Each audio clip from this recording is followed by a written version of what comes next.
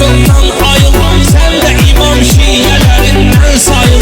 Hüseyin'i kundağdayken Cebrail yer üzüne elini götürdü. Yer üzüne elini götürdü gitti. Kardeşlerimden götürdü gitti. Kardeşlerimden götürdü gitti. Sesim bütün kendi götürdü gitti. Sesim bütün kendi götürdü gitti.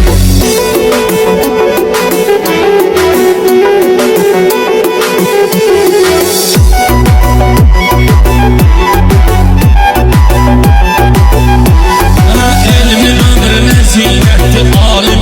Her biz titredi